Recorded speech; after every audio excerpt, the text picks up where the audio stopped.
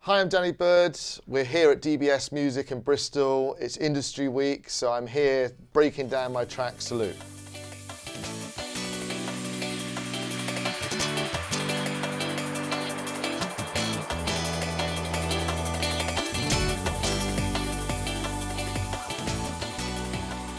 So my name is Danny Byrd. Welcome to my Masterclass Industry Week. I've been producing music professionally for about 20 years now, which is pretty scary. Yeah, I got to say, like, you guys are like seriously lucky being at this college or this university. The facilities are amazing here. I remember years and years ago, I was teaching at a rival college down the road, and it was nothing on the level of this. So you guys should really appreciate like how lucky you are to be with such good facilities. And yeah, so I wanted to break down a track that I've released last year called Salute. I'm not going to go like fully into like massive detail. I'm just going to like do a broad look at the track, because it's got about, if you can see, it's going down to about 250 tracks in here, which is like not something I would advise, but like, you know, yeah, that's just the way this track ended up. So yeah, this track features MCGQ. I'll give you a little blast now if you haven't heard it.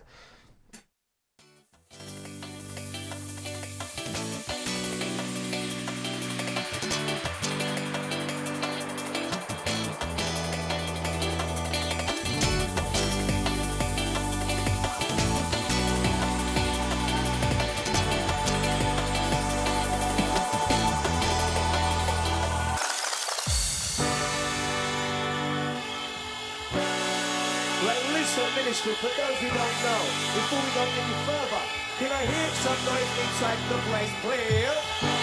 Some noise! Some noise! Raise it up! Rules,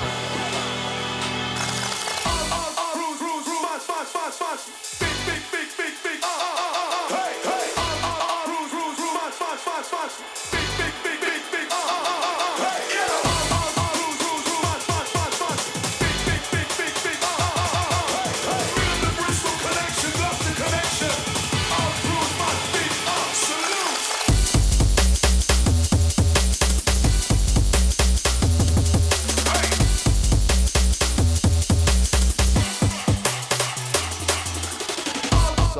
I'm not gonna waste all 4 minutes of your time, but it goes something like that. So this track was interesting that it wasn't technically it's not that complicated. Like but there's a lot going on. And one thing that differentiates this from any of stuff I'd kind of done before is about the amount of live instrumentation that's in this track. You may not like sort of recognize that because we kind of like treated them like samples, but there's a lot of live instruments, and that comes down to a guy that I met called Pete Joseph, who's a fellow musician in Bath, and he's like a multi-instrumentalist, and he can play like every instrument known to man. So like the good thing about that is you can get like 5 instruments for 1 session fee, you know? So he can play guitar, bass, horns. So like for this, I got him in, and sometimes I just get him in when I've got the bare bones of the track and just let him play over it. And you know, he'll say, "What do you want?" I say, "Can you bring guitar, bass, horns?" He even sings as well. He's a good singer as well. It's just like, it's amazing because you get loads of little parts down. So the first bit I want to talk about is the kind of like the intro and the guitars in the intro. So let's find the first guitar. Yeah, main guitar. So it started with this.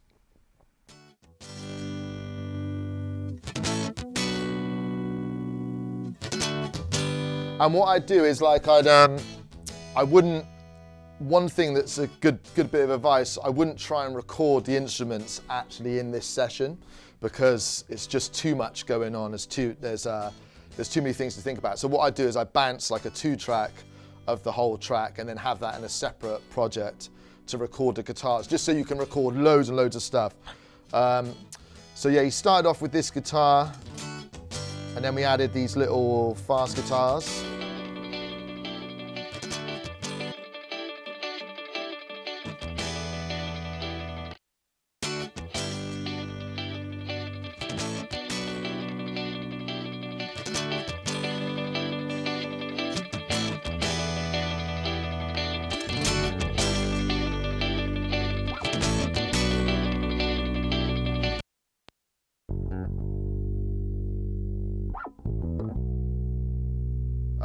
So yeah, like I'll just get him to. We didn't write any of these parts. I didn't say I wanted this. You know, like that just kills the vibe. When you've got someone that's like that talented, you just put them on record and you respond to things that you like. So he might start playing. Oh, I like that. Keep doing that, and just keep on building stuff up. Because I think maybe these fast guitars here, that might be a few guitars bounced. There's lots of stuff that's been bounced down multiple times.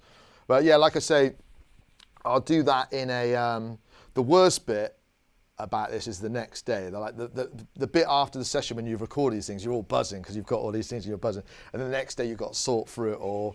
And like that's the bit where it's like, maybe this wasn't as good as I thought it was, you know?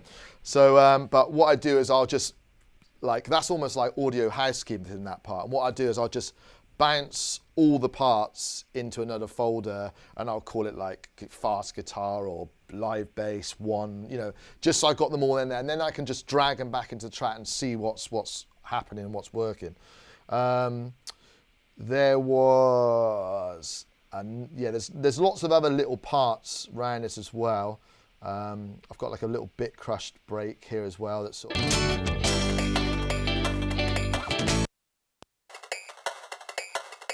This just helps like sort of establish an intro. That's what I'm listening to when I'm mixing it in a club through my headphones, kind of thing.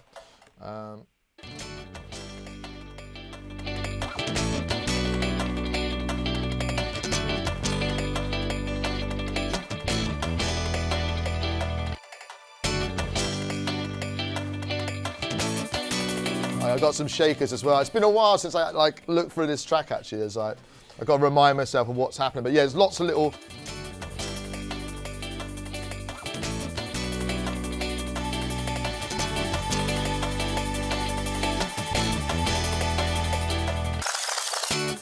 And if you hear like towards the end of that 16 bars, I mean, this is almost like an intro, and then the next section, because this is kind of like what you mix in a club, the first 16 bars. And then when it goes into the breakdown, like I always find when I'm working in sections like that, just if you can hear that like high-pitched vocal there, I'm always fading things in so it feels like it's like leading up to something rather than just staying on one level. You've got some other vocals here.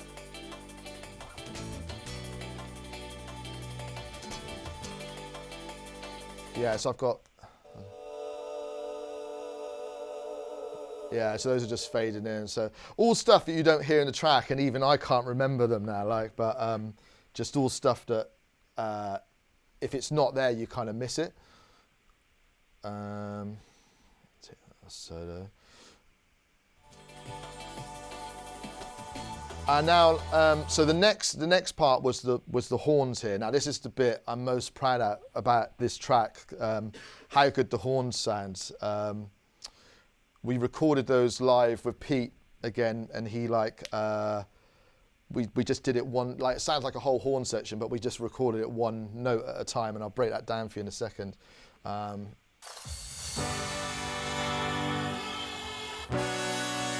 the horns sound a bit like that.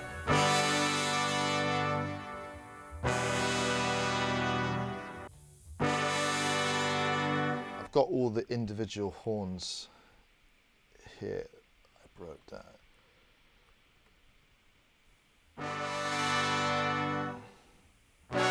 Yeah, so we just recorded it like a note at a time.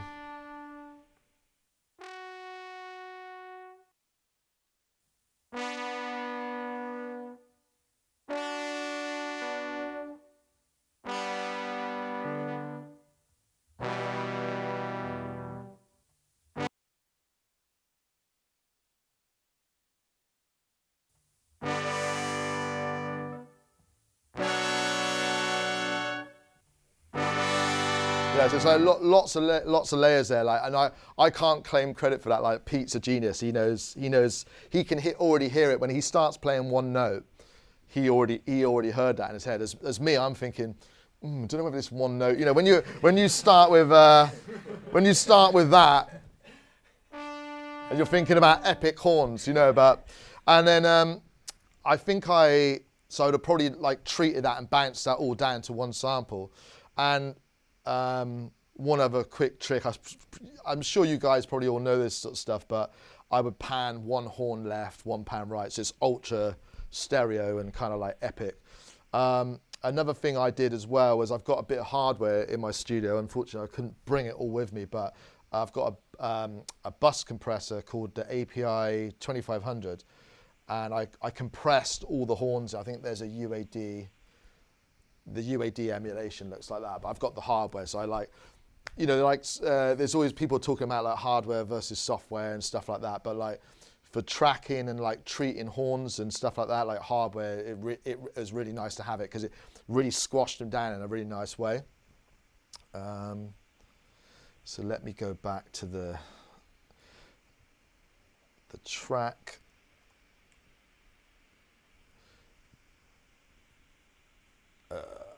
God, I should have condensed this down, shouldn't I? I could put it down to 16 tracks, made my life a lot easier.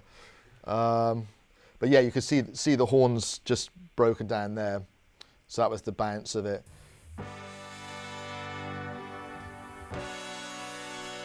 Actually, you can hear the amount of compression in there. It's been compressed quite heavily. And one key thing in this track as well is that like one of the key elements of this track and what gives it its energy is this sample from like a rave pack of these horns. There you go. Oh, this here, right here. So if you notice, that's in the same key as all the horns, and when you put those two, like, that just like creates that like feeling of energy and like anxiety, like it creates excitement with that. So if you don't have those like high pitched horns, the rave horns there, it doesn't have the same feel. So that's a very important part in this track.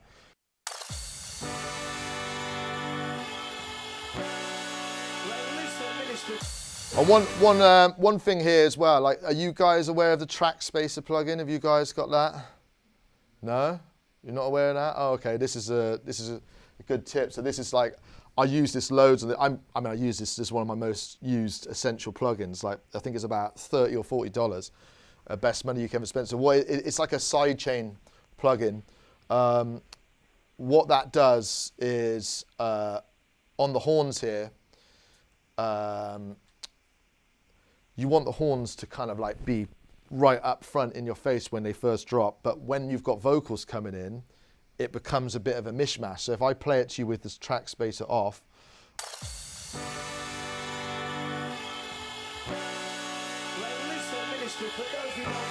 so that vocal there is getting lost in it a little bit. This little part here. So I've sidechained that vocal to the horns, so it actually ducks out when that vocal comes in.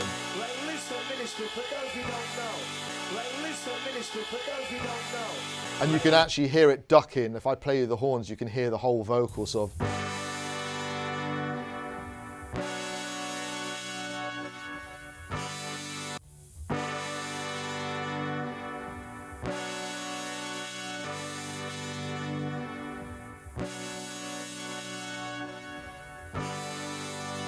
So like it sounds weird when you play it on its own, but it's ducking to all the vocals, and like it was quite hard to get that right, like that amount of sidechaining, just so everything fits in. Because like this is the thing with this track is like you're trying to cram loads in and make it all work. So that sidechain, Track Spacer is one of the best plugins. It's not just ducking as well, like a compressor. It EQs certain bits out as well. So it's a really good like if you're lazy like me, it's like a real good way to make two things fit really well together.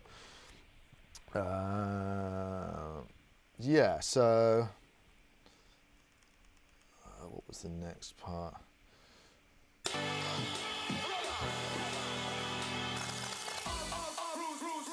So yeah, and again, this is quite a vocal tune, so I think I had the idea when I had that horn sample there, the rave horns, sorry. There's two different horns, the rave horns, these ones.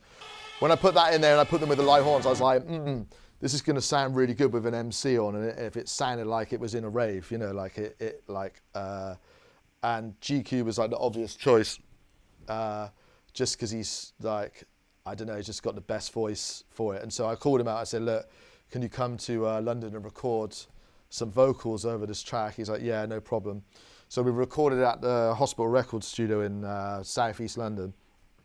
And yeah, we did the same thing that we do when I'm recording my instruments, and vocals is the same thing. I'll just literally take the track down there and let it loop around, especially with an MC as well. You're not going to like sit down and write lyrics for something like that and go, oh, this is what I want. You know, sometimes there's a time and a place, but for someone like that, you set the mic up and you just let them go and you just put it on a loop and you just do it over and over, like just let him freestyle and do different things, because, you know, you never know, like it's always better to have too much than too little.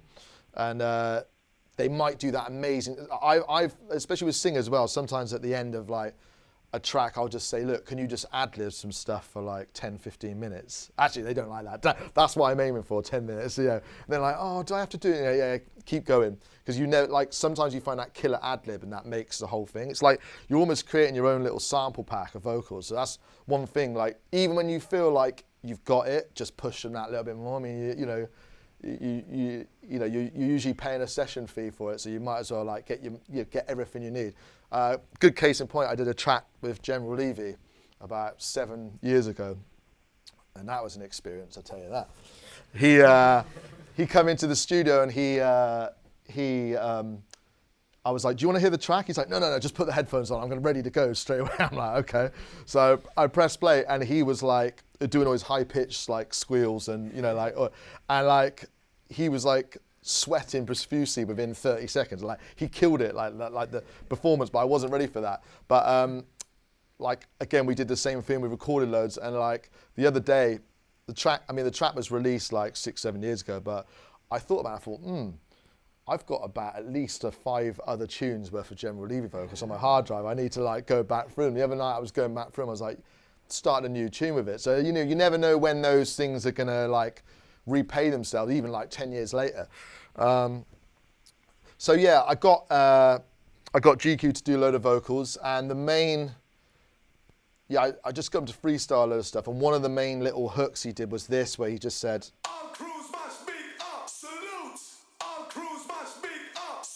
and I chopped that up and put it into a pattern. If you can hear, like I've got reverb on all these vocals, yeah, like a little bit of a highlight. I think I may have actually even bounced this vocal down with reverb on, just because I was trying to make it sound like it was in a rave.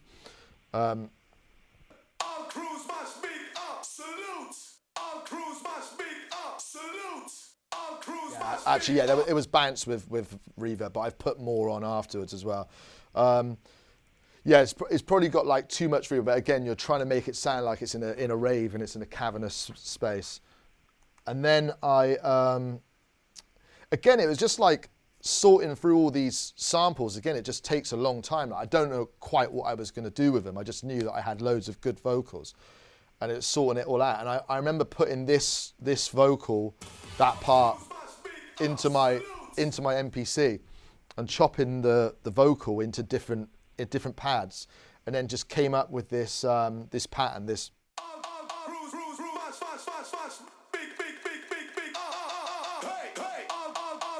And that's like the basis, along with the horns, that's like the main part of the track, and everything sort of follows that basically. You can see I'm using a bit of limiting on the vocals as well. Actually, maybe I'm not there. What did I do? So this is another one of my real like favorite plugins. So who's got UAD system? Has anyone got UAD? Okay, so you're the rich guys, yeah? No, if you don't know about UAD, it's a system. This is my UAD satellite and my UAD Apollo. And what it does is it runs plugins exclusively on their system. But they are some of the best plugins out there. So don't get me wrong, there's like great native plugins out there as well. But this plugin, this is called the Massenburg MDW. This is my favorite EQ plugin in the box. Like it's almost up there with the hardware that it's models, and it's like I've like the Fab Filter Q2 is good, and there's lots of good EQs, but this one just works for me. Like you can use this on a master. It's that clean. So yeah, this is my favorite EQ, and I think I'm taking out a load of bottom end here.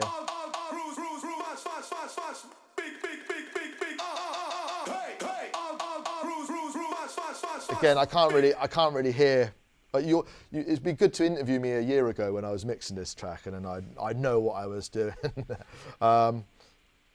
Yeah, some little brightening here as well.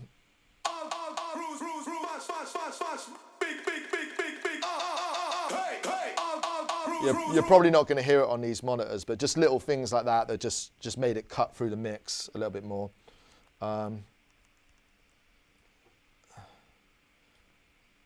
Let's go to another section.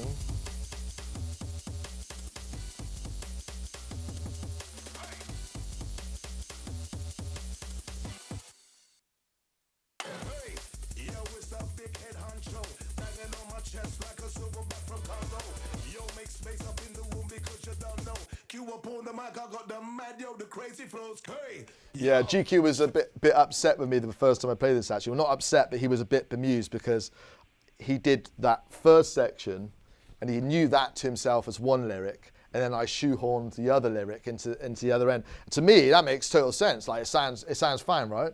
But to him, he was used to doing. It didn't make sense for him to do it. But again, that come from like just recording loads of vocals and going, right, that's a good 8-bar. That's a good 8-bar. Let's see what mixes together.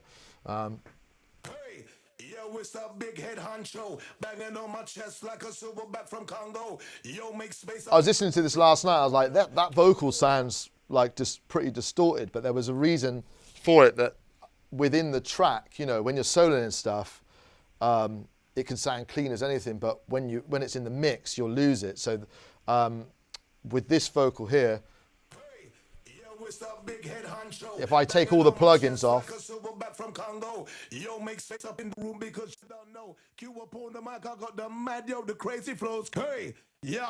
straight up and down, pound for pound, sound of the cute by the surround. It's too dynamic. It's not sitting in the mix. So yeah, I'm limiting that. I've got a Camel Fat as well. That's quite good for vocals as well. The compressor on the Camel Fat, it's like a really dirty compressor. I always feel a bit guilty after using that, but like it you know, again, like I say, I'm sort of like, when I heard that last night, I was like, did I really like distort that vocal? But in the mix, it sounds. Hey, yo, it's the big head honcho banging on my chest like a silverback from Congo. Yo, make space up in the room because you're. And if I take all the plugins off and readjust the volume.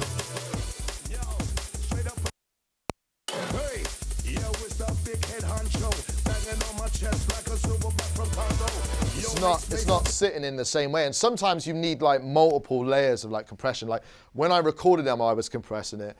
When I was editing it, I'd probably compressed it because it sounds fine on its own. But in the track, you need even more processing. I mean, that's quite extreme. All the effects I've got in it, but I've got a mica shift as well. I don't know. Anyone use Sound Toys plugins here? Yeah, they're good. They're pretty good. This was one of my favourite ones, the mica shift. And that's always good for vocals. It's like a vocal widener plugin. So,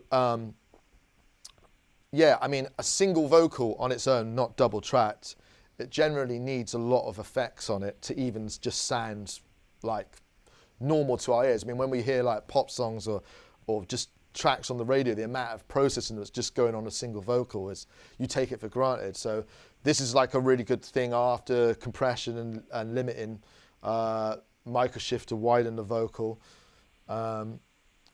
Sometimes I use 2 lots of limiting, and then the MDW, that's actually got nothing on there, so I'm wasting my CPU there. What was I doing here? Yeah, little boosts, and then taking the bottom out. And then I've got lots of little parallel sends here. That's one thing I like to do, is get an 1176. There's a Waves version as well of this, and just really compress the signal and then mix that back in. So if you listen to this. Yo, it's that big head honcho, banging on my chest like a silverback from Congo. Yo, make space up in the room because you don't know. Cue up on the mic, I got the mad, yo, the crazy flows, curry. Yo, just a really like compressed version, but just slowly like bring that back into the original signal.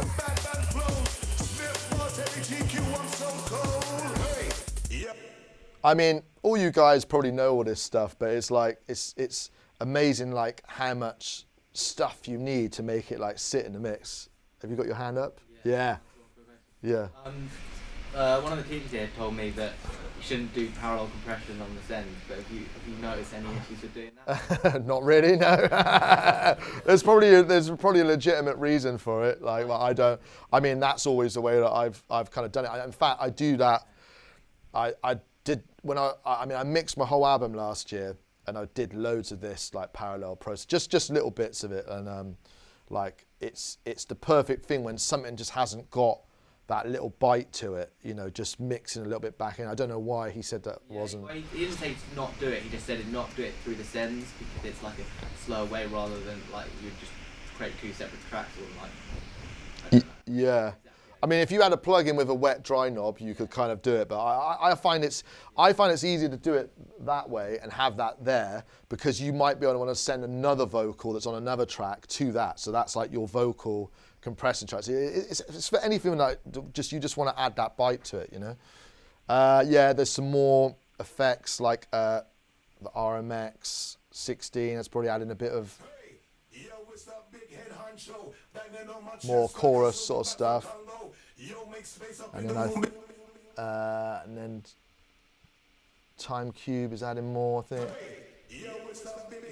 Man, it's crazy. All these are like, that's what I mean. Like, it seems like it's too much in it, but when it was in the mix, I was feeling like, nah, this is not feeling like exciting enough. So, yeah, it's amazing how much stuff gets used to make that vocal. It's probably because it's competing with so much else in the track. Like the vocals earlier on didn't have as much processing in the breakdown. Let's go for that. Yeah, so that was the majority of the vocals there. There's lots of other little bits and pieces that I mean, like I say, like it took ages to like work out which vocal worked where, and like I had lots of like haze and yeahs and like, you know, just little things are like excellent for certain sections. So let's look at the bass part, and this is one of the things I struggle with this track actually. Like the mix down of this track took a long time because every time I had the demo, I mixed it down at home, but my home setup is not always the best sometimes for hearing the low end. And every time I would take it to the hospital studio when I was mixing down, like the first lot of the 808 bass never used to just hit how you wanted it, you know, like, and it was really frustrating. So what I ended up having to do was, I don't know if you can see here, you've got like all the different notes of the bass I had to put on separate channels and process like individually, which is, I hate it when I do that, because I listen to, you know, sometimes you listen to the bass and you go, that just needs to go up like a couple of dB or something, or this, but then certain ones it's like certain notes are out of place and it's like, oh no, it's gonna be one of those ones, you know. But like it was worth it because I got what I wanted in the end. But like, I mean, someone told me, again, this is going back to advice, that like you can ignore or take. Is like someone told me, like, if you're in a properly treated room, that all the bass should be kind of equal. So if you're hearing like anomalies in the different notes and certain ones are quiet, it's problems with your room. But in practice, I never sort of found that. It was like I was in a proper treated room and I was losing certain notes of it. So I had to treat each kind of note on a different channel with different kind of settings.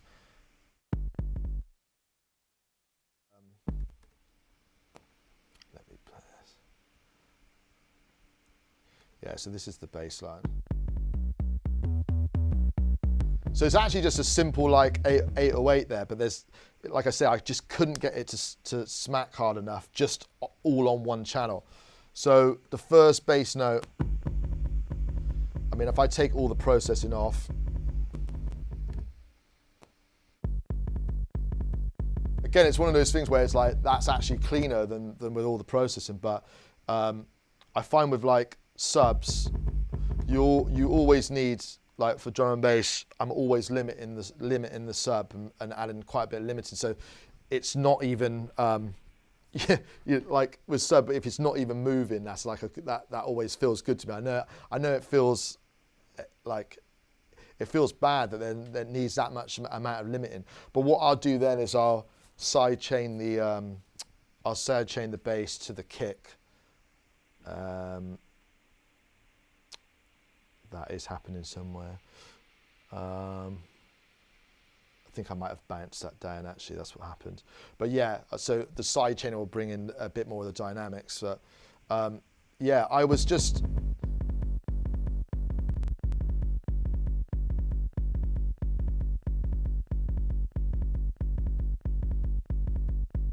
So what I would do is, what I had to do was get up the Pro Q2, the filter plugin, the EQ plugin, and that would that's got a really good thing where it's got spectral analysis, so you can see where it should be hitting. So that note's at 80 hertz, and then what I do is boost it on my MDW at 57 hertz. I don't know why I did that. Anyway, okay, but that's the good thing about this EQ, is that I get like total faith in it.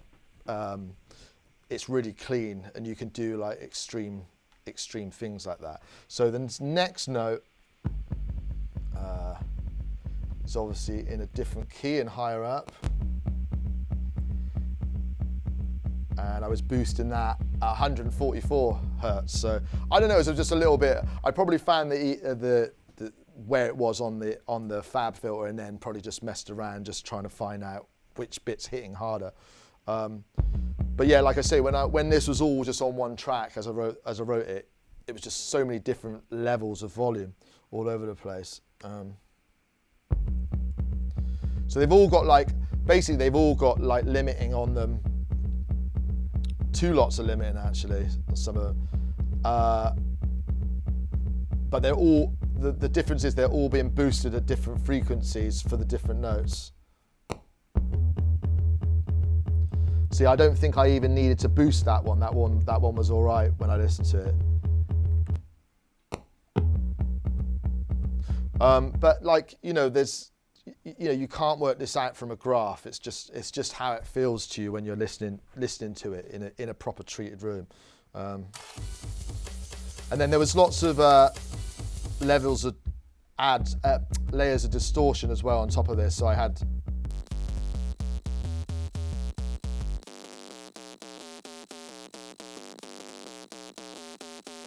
So again, I'm using my 1176 trick where I'm like really compressing it to add that bite in on a parallel.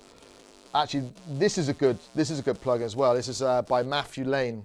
It's called Stereo Delta, and what that does is it can either, if it's in the middle at 12 o'clock, it's as you find it, like the stereo's just as it comes. If you put it to the left, that will make the signal mono. If you put it all the way to the right, that will widen it. But the thing about why I use this plugin other than why other wideners is it's mono compatible. So, I mean this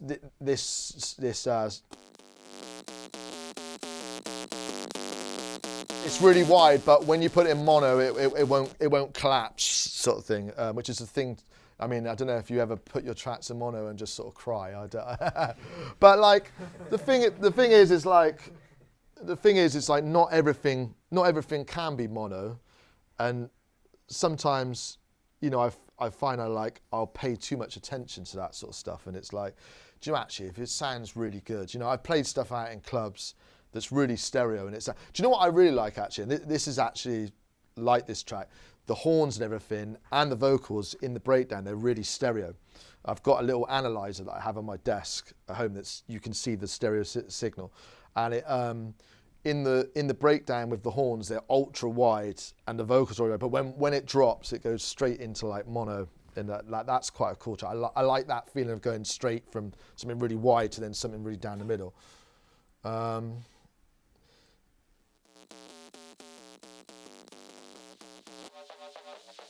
That's another level of distortion. So that is just a bounce of this bass, our first original 808 bass, but I've distorted it and then bounced it down, and just to add like little layers. One interesting thing as well, that kind of mid-range you got there, the more that you bring in of that into the mix, I don't know if you guys ever noticed this, the more you bring into that mix, the more the perception of the sub goes down. It's kind of weird. So if you have like, it's the more mid-range you introduce, the less the sub really sort of like hits you. It's like an interesting balance to get between the two.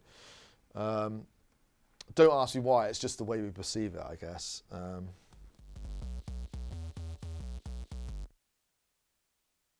Oh yeah, so there's two parts of this track. So so like I say, this was the main drop. So this is what I found really hard to just get like punching through.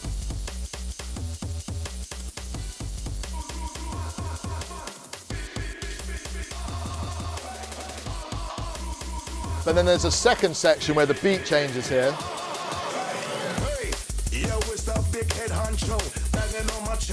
The bass is doing the same sort of pattern, but it's actually all on one channel. This is like EXS, it's just a bass sample that I had. Now this one, that just seemed to sit, so I didn't need to split that one up. And don't get me wrong, that was always one thing that I found annoying, because it's like, that bass doesn't work on the drop, but it does work there. Because if it did work in the drop, I'd have just used that. Again, just crazy things that you just have to kind of work through. But yeah, I mean, that's got a little bit of bit crushing that I'm sending to there, just to.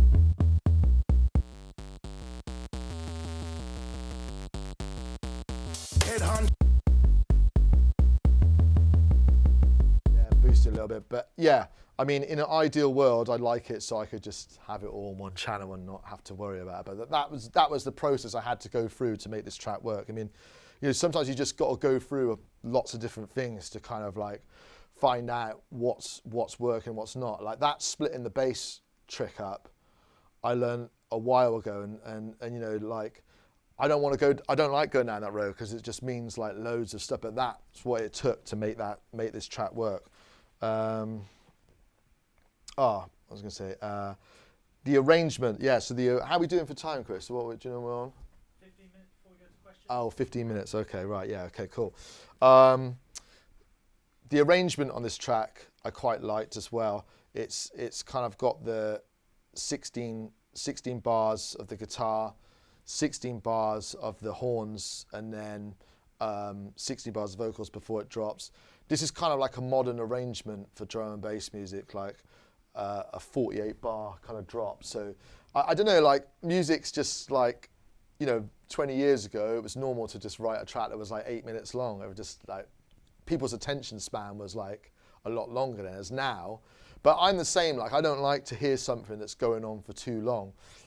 So I find that this like 48 bar arrangement for the main section of a track like really works well in this day and age. I mean, don't get me wrong, for certain tracks you want them longer, for certain tracks you might even want them shorter, but yeah, it felt good. It felt good on the radio, this track, like when it had the 48 bar section and then it kind of went back into the breakdown. yeah, it just sort of flowed nicely. And we didn't. I don't think we even had to do much for the radio edit. I think this is like 4 minutes. What is it? Yeah, 4 minutes. So we just had to shave off like a little bit, and that's one thing that yeah, it's like the hard thing when you have your track and then the label want a radio edit. It's like, what bit do you lose? You know, that's just, that can be quite creative in itself. And then finally, the master channel, because I know you guys all love mastering and like obsessed with plugins and stuff. The master channel was this is interesting. This is one thing that I think worked really well with this track, was the UAD SSL bus compressor. I don't know if you guys probably use the real thing, haven't you, right? Lucky. So this is this kind of like glues the whole track together, and people talk about the SSL bus compressor being like the sound of radio, you know, like it sounds like exciting. And I have to agree. Like I find this UAD plugin like a good emulation of the real thing, and I'm using a attack at 10 milliseconds, and I always have the release at auto, and I got the ratio at 4 there. One thing about this plugin, and this is where you know, maybe you wouldn't have understood, you know, you've written a track and you put that over it. It doesn't work well when you've written the track and kind of mix it and then put it on. You need it from the start. So if you have it on very early on your track, it just glues everything together. So on this, I'm compressing, I think about, quite a lot. But what that does, it adds a bit more snap to the to everything. And then when these sections, the breakdown, it kind of just glues the whole thing together. Like that's the thing. It's like it's bringing up the parts that are in the breakdown. And yeah, I just like it. I think it worked for this track. It's quite extreme compression for an SSL, but I forgot to talk about my kick and snare quickly as well. This snare, that main snare, I ended up putting that through some hardware as well.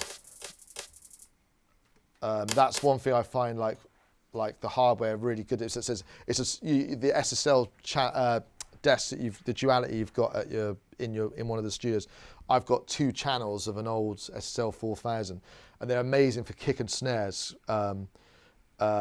Much better than the plugins, and they like can add real attack. And one thing, Dan Newtone, that was mastering this track, I sent it to him, the mix of it. I said, well, you know, what do you think? And he said, yeah, it sounds good, but I reckon the snare could pop more. So it's probably gone through quite a bit of processing, but I ended up putting this snare back through the SSL with compression, because it just makes stuff really pop. I mean, it's very, it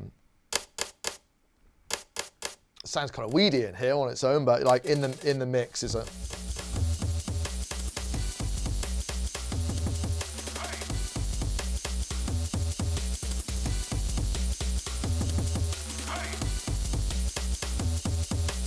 Yeah, sorry, I've gone backwards on myself there. But anyway, going back to the master channel. So finally, I had an ozone doing the limiting on this. Nowadays, I use the ozone 7, but when I wrote this track, I only had the 5. I always have it on IRC3 on this. On the ozone 7, I usually have it on the 4, I think. Let's have a look. I don't want to tell you wrong.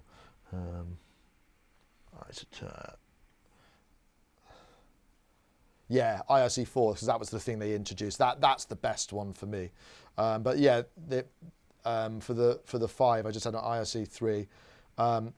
Straight to naught on clipping. Always have transient recovery on, and I am limiting this track quite hard, but I didn't worry about that because I ended up getting it mastered. So when I took it to mastering, you send them a clean version without its limit. I mean, the thing is, a lot of this is on there for the vibe. You know, when you're writing stuff, it's good to it's good to hear a little bit limit. It brings the excitement to it. You might be overcooking it, but you know, sometimes, I mean, it's hard enough to finish the tracks, right? How many of you guys hate finishing tracks? Like, yeah. So like, you know, to have just a bit of excitement there, even if it's sounding overcooked, don't worry about that too much. But yeah, when I sent it to mastering, to Dan to master, I sent him a -18 version that's like a lot more dynamics in it. And miraculously, he managed to get it to the same volume as this, but with loads of dynamics and like really clean. So I don't know anything about mastering, but like, you know, it's funny because like a few years ago, I didn't used to think mastering like made that much difference. Like I was into like sort of self-mastering stuff. Like I was worried, like you get stuff really loud and you play it in a club and it will work. And then you give it to a master engineer and they would screw it up and like mess around with it too much. So I got like paranoid about master engineers. But now if you find one that's like, I mean, Dan Newton, he's got his own mastering company that he calls NT Mastering. He's open, I think it's like 40 quid a track. I can't recommend it enough. Like in fact, I actually had something mastered before I'd used him. I got something mastered at the biggest mastering house. Chris knows the one I'm talking about, but the biggest mastering house in the UK.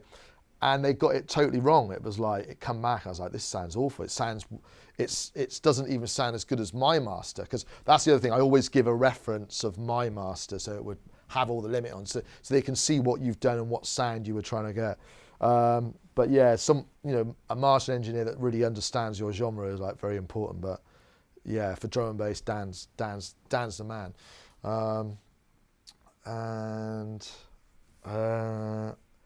Yeah, I can't think of it. Oh, any of you guys got this plugin? Magic AB? Chris has. No. This is really good to put at the end of your master. It's like you can load 6 tracks into it, and then reference quickly A/B between them. So I've got oh shit, there you go. I got a spy track there, just so you can see how it's comparing. If you do get this plugin, don't drive yourself mad by going A/B, because I know you will, because I've done it before. Like, take it with a pinch of salt. Again, you're comparing it to tracks that have already been mastered. You know, we're not much. You know, don't drive yourself mad trying to get the same volume. Like, you know, it's you're going down a rabbit hole. And it's got these little sliders on there that so you can offset the volume. So if one track's really, you know, because A is our track, so you can actually sort of like lower it. So I wouldn't aim to be trying to get the volume loudness exactly the same. Like, you'll drive yourself mad doing it. But you can hear, it's all about a balance. Like, is your sub louder than their sub, or is it lacking? Like that, I find really helpful. Like you can tell a lot, because otherwise you're just in your own world, just doing your own thing. I mean, like, the biggest thing that I learned, the biggest thing that like the biggest professional tip that I can give you is like all about acoustics, because in your room at home, you're listening probably in an untreated room. It sounds great to you at home, but wait till you play it out and then you're going to cry. Because and that's an important thing to get over. Like, it's a horrible feeling when you do that. And actually, like, people always think like, you must love playing like new tunes out. I'm like, no, I hate it, because I guarantee you, like, even tunes that have been my biggest tunes ever, people don't know them. 2, the mix isn't quite right. They never work as they do a year later when everyone knows them, they've been mastered, you know. So you got to keep that in mind, that like, it's not going to sound how you want. It's, you know, like, don't get too depressed about that. But a lot of it's to do with acoustics. And like, one thing I learned when I did a demo, I did about 10 tracks for Hospital, and I sent them to them in 2005. They were like, yeah, we like the tracks, but the drums are terrible. And I'm like, what? The drums are amazing. They sound great in my room. And they were like, yeah, the drums are not. And they said, come down to our studio. They had a treated room, and it wasn't anything it was nowhere near as good as what you've got in this college. But like I could suddenly hear, I was like, oh yeah, the drums do sound terrible. And that's the difference between being in a treated room. So like, that's probably my like top tip would be to like, while you guys have got access in this college, make your tracks at home, feel really good about them, but while you know, they have access to the studios, right? You can book, mix your stuff down in one of the treated rooms on the monitors and get it right. And that makes a big difference, you know, because you can hear what's going on. Don't trust your room at home, even though you feel like you know it. You're you know, like you've got like peaks and troughs in there. The bass is going to be uneven. So and I mean, I mix all my stuff down in London. I write everything in my studio in Bath, but I mix most of it in London because I just don't trust my room. It's that final finishing thing, and it's good to hear it in another room. But yeah, that's like one of the best tips I can give you. And once you leave a college, you're gonna have to start hiring studios, but it's worth it when you find something that works for you, you know. And actually, again, we were talking about, and before you came in, I was talking about Chris about another studio that I hired to mix something down. It was a remix for Plan B, and I've been mixing down in another studio and I was really happy with it, but that was already booked. So I just took a punt and booked this other studio in Bath. And I like worked about 12 hours on this mix down, and the studio looked incredible. Like you'd be like, oh, this is an impressive studio. And then I sent it off to the label and they said, yeah, we love the mix, but can you mix it down? I'm like, what? I've just mixed it down. Like, you know. And so, you know, their acoustics weren't right. So it does take a bit of trial and error finding that room that you're like happy with. But once you do, you know, it's worth sticking to. And I would say as well, like, mix, you know, before you start sending your stuff out to labels and other DJs, like do that. Don't send them an unmixed one. Send them something, you know, take a bit of time, take a bit of effort, mix it down in a proper studio. It doesn't have to be like loads of hardware and stuff, just a good pair of monitors. And the hospital ones only got a pair of monitors, that's all it is. But it's just, you can hear things like the anomalies in the bass, you can hear all that stuff, you know, and then you can send it out. Like don't bombard DJs and labels with unmixed stuff. You know, because the first thing they're going to go is the tunes are good, but the mix is not right. You know, and like everyone wants everything on a plate now. They don't really want to invest time. Everyone wants, you know, they almost want the finished products in your hand. You know, so